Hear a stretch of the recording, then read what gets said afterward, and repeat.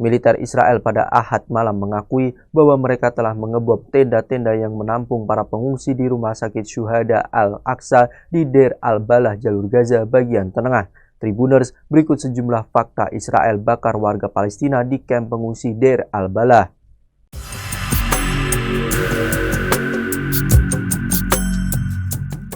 Serangan itu mengakibatkan tewasnya 4 warga Palestina dan 40 lainnya terluka, termasuk luka bakar parah.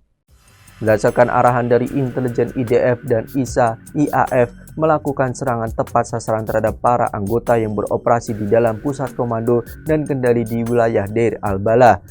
Pusat komando dan kendali yang tertanam di dalam kompleks yang sebelumnya berfungsi sebagai Rumah Sakit Syuhada Al-Aqsa digunakan oleh para anggota Hamas untuk merencanakan dan melaksanakan serangan teroris terhadap pasukan IDF dan Israel.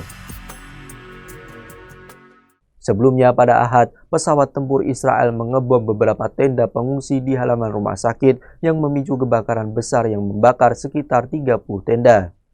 Foto-foto orang yang terjebak dalam kobaran api telah membanjiri media sosial. Salah satunya seorang pasien yang terbakar hidup-hidup dengan saluran infus masih terpasang di tangannya. Saksi mata juga melaporkan bahwa api menyebar dengan cepat karena bahan nilon dan kain yang mudah terbakar yang digunakan di tenda-tenda tersebut.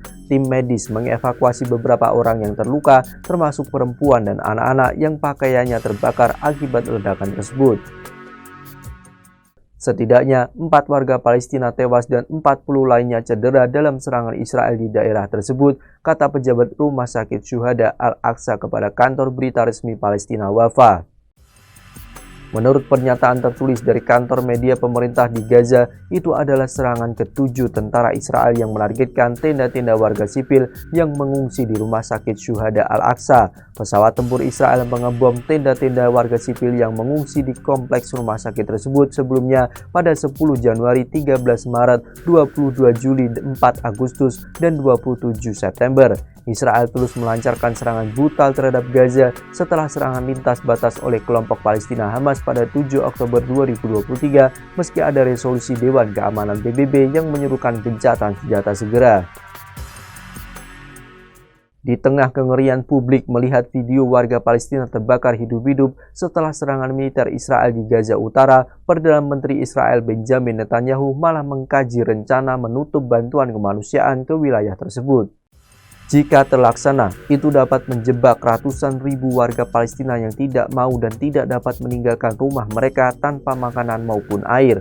Pelansir TRT World Selasa 15 Oktober 2024, rencana yang diusulkan pada Netanyahu dan parlemen Israel oleh sekelompok pensiunan jenderal akan meningkatkan tekanan memberi warga Palestina waktu seminggu untuk meninggalkan sepertiga utara Gaza termasuk kota Gaza sebelum mendeklarasikannya sebagai zona militer tertutup. Mereka yang tetap tinggal akan dianggap sebagai kombatan, yang berarti peraturan militer akan memungkinkan tentara membunuh mereka. Mereka juga tidak akan diberi makanan, air, obat-obatan, serta bahan bakar menurut salinan rencana yang diberikan kepada AP.